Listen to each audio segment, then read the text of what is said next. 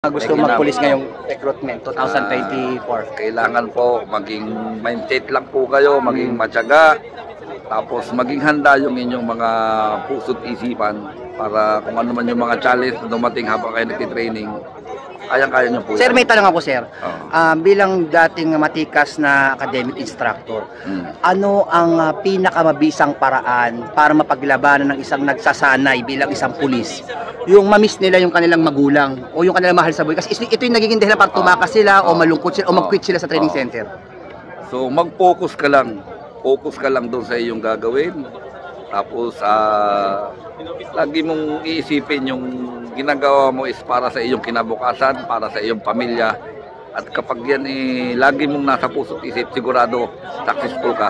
100%. Sa pagsasanay naman, sir, paano magiging epektibo ang pagsasanay ng isang pulis o pulis na para mapagtagumpayan yung kanyang training? So, anong dapat niyang gawin? Isa lang masasabi ko sa iyo, follow and follow after you have no more to follow.